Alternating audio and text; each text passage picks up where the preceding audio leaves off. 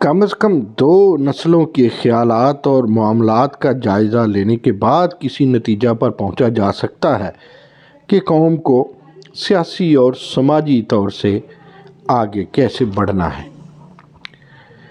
20ویں صدی کی 60 کی دہائی اور 21ویں صدی کے پہلے عشرے کی پود کا موازنہ کرنے سے قبل قابل غور بات یہ کہ پچھلے 50 سال کے ارتقاء کو انقلاب ہی جانیے۔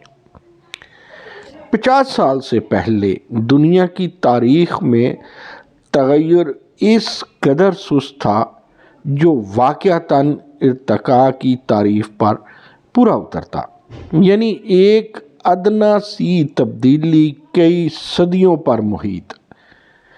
کنویں کا پانی اور کھیتوں کو سیراب کرنا، بیل گاڑی کی جتنوں تک ہی سفر محدود ہوتا، جنگوں میں فقط شمشیروں کا بے نیام ہونا، جس سائنس کی سمجھ نہ آنا اسے خدا مان لینا، یہ سب پچھلے 50 سال تک یورپ کے پسماندہ اور مشرق کے جدید خطوں میں وجود رکھتا تھا، یعنی پچھلے 50 سال۔ کل ہی کی بات ہے کہ 33-35 سال قبل سائیکل کو بھی پیار سے گاڑی کہا جاتا، لیکن آج کا نوجوان بھلے وہ ایتھوپیا اور پاکستان ہی میں کیوں نہ بستا ہو، وہ روایتی خط پتر سے نا آشنا اور سائیکل کو گاڑی کہنے کو سنگین مذاق گردانتا ہے، کیونکہ یہ ڈیجیٹل لائف والا گلوبل ولیج کا باسی ہے۔ جدید اور ماضی قریب کی نسلوں کے مقدمہ کے فکری اور نظریاتی زاویے کھنگالنے کی التماس سیاسی اور سماجی اور نفسیاتی ماہرین سے بھی کی جاتی ہے کہ تبدیلیوں کے فہم میں اس بات کو بھی بٹھانے کی ضرورت ہے کہ جیسے پورے عالم پر موسمیاتی تبدیلیوں نے پنجے گاڑ لیے ہیں، کچھ ایسے ہی جمہوریت نے مغرب سے مشرق تک انسانی حقوق کی آڑ میں سرمایہ اور اشرافیہ کے سامنے سر تسلیم میں خال کرنے کی ٹھان لی ہے۔ ڈونلڈ ٹرمپ جیسے سابق صدر نے امریکہ میں غیر روایتی اور غیر حقیقی طرز عمل اپنائے، مجرمانہ غفلتوں سے قانون تک کا بھی مذاق اڑایا۔ محققین اور مبصرین کی سنجیدہ اور معتبر ریسرچ کے مطابق امریکی صدور کی رینکنگ میں وہ ناکام ترین قیادت کی فہرست کا حصہ ہے، لیکن اس کی عوامی پذیرائی کا یہ عالم کہ وہ آگے کہیں پھر الیکشن جیت سکتا ہے۔ بات چونکہ ایک مخصوص نسل کے مخصوص پود کے موازنہ سے شروع ہوئی، چنانچہ یہاں ایک بات یہ بھی قابل ذکر ہے کہ کچھ ہی سال قبل باراک اوباما جیسے سیاہ فام کو 2 دفعہ صدر چنا گیا اور وہ کئی صدارتی رینکنگ میں ٹاپ 10 فہرست تک بھی پہنچا، لیکن چند ہی برس بعد اگر امریکی عوام میں ٹرمپ کی قبولیت بڑھ جاتی ہے تو اس پر سوشل انجینئر اور ماہرین سیاسیات کو تحقیق بہرحال کرنا ہوگی۔ یہاں پچھلی 1.5 دہائی کی سیاست نے ایسی ہلچل مچا رکھی ہے کہ حقیقت کا کوئی دوسرا سرا ہاتھ آتا ہے، نہ عصر حاضر کے سیاسی فلسفے کی کوئی کلی کھلتی ہے۔ آ جا کر ہم اسٹیبلشمنٹ پر ملبہ ڈال دیتے ہیں کہ بھئی مقتدر ہی کے پاس قیادت کی امامت آ ٹھہری، تو سوال بنتا ہے کہ زرداری صاحب سے میاں صاحب تک اور مولانا فضل الرحمان سے سراج الحق تک، حتیٰ کہ خان صاحب تک پھر لیڈر کیسے ہوئے؟ 1.5 عشرے میں عمران خان کا ڈونلڈ ڈونلڈ ٹرمپ کی طرح کا جھوٹ سچ سے مہنگا ہی نہیں رہا، ہاتھوں ہاتھ بکا بھی۔ پورے دور اقتدار میں کارکردگی کی اوسط درجہ سے نیچے، بات بات پر مکرنا بھی شباب پر رہا۔ عمران خان کے وزیر اعظم ہوتے ہوئے تقاریر پر اپوزیشن لیڈر والی چھاپ تھی، ریکارڈ قرض بھی اٹھایا گیا، گورننس پر اپنے بھی تنقید کرتے رہے، کرپشن، اقربا پروری کی واضح شہادتیں۔ خان کے حوالے سے فیملی معاملات کی شرعی نازکی پر سوالیہ نشان بھی تھا۔ ماضی کی سیلیبریٹی عمران خان کے دور کے دامن پر واضح داغ کی اولاد تک کو ماننے نہ ماننے کا عالمی سطح پر جھگڑا، لیکن پارسائی کو وہ تقویت کے عوام میں سے مرشد مانے اور کلندر بھی، حتیٰ کہ لیڈر بھی۔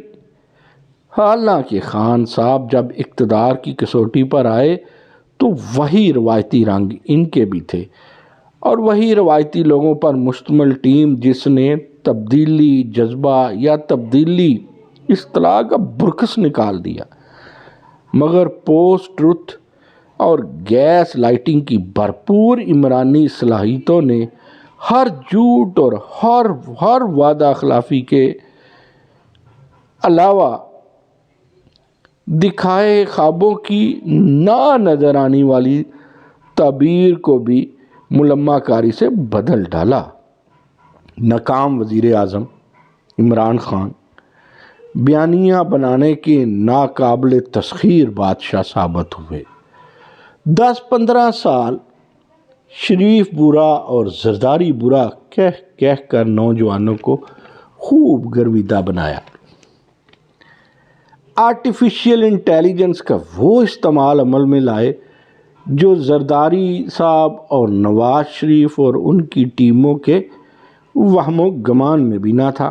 آصف علی زرداری جو وقت کے ساتھ چلنے اور مفاہمت تھامے رکھنے والے لیڈر ہیں، ان کی 18ویں ترمیم کی فراست، ایرانی گیس کے حصول کی چاہت، سی پیک کے آغاز کی طاقت اور NFC ایوارڈ کی طویل المدتی نفاست، جمہوری عزم اور پارلیمانی تقویت کو پیپلز پارٹی کی طرف سے نوجوانوں کو باور ہی نہ کرایا جا سکا۔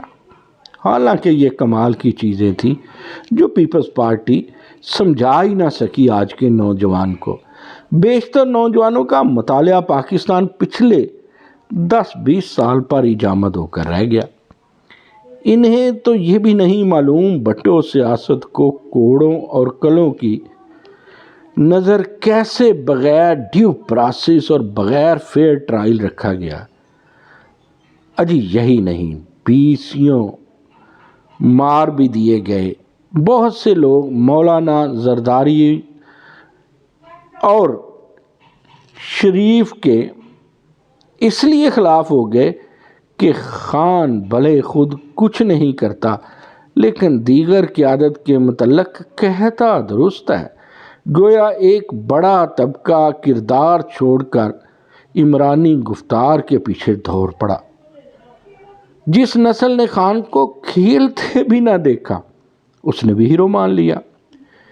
ریاست مدینہ کا جادو اسلام پسندوں پر چل گیا جو بھول گئے یہ چائنا، ملیشیا اور ترکی ماڈلوں کے نام بھی تو لیتے ہیں۔ اس کا مطلب یہ نہیں کہ مولانا فضل الرحمان، آصف علی زرداری اور شرفا نے غلطیاں نہیں کی، یقیناً کی ہیں، لیکن عمران خان مقتدرہ کی مدد سے ابتدا میں وہ فنکار ثابت ہوئے جو اپنی غلطیاں مخالفین کی غلطیوں میں چھپا دیتے ہیں۔ آخر مقتدر کے ساتھ بھی خان نے مقتدر ہی کی چال چل دی، ان کے سب احسان کو اپنی مظلومیت میں رون ڈالا، اور اگر عمران خان کے خلاف عدم اعتماد کی کامیابی کے بعد الیکشن کرا دیے جاتے تو عمران خان کی خراب کارکردگی اور جھوٹ وہ مظلوم رنگ چادر نہ اڑ پاتے اور بری طرح ہار جاتے۔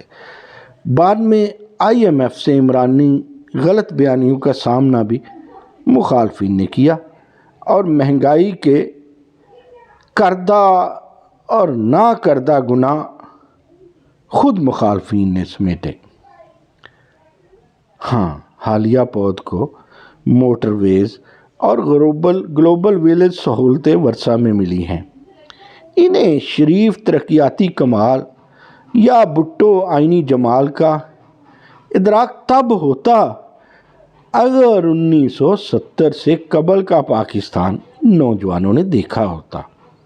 قصہ مختصر، شریف برادران اور آصف علی زرداری کو ٹیموں سمیت پر اثر ڈیجیٹل ہونا ہوگا، ورنہ مدعی ہوتے ہوئے بھی عوامی عدالت میں ملزم قرار پائیں گے۔ اپنا مقدمہ خود لڑنا ہوگا اور نہیں لڑ پائے گا۔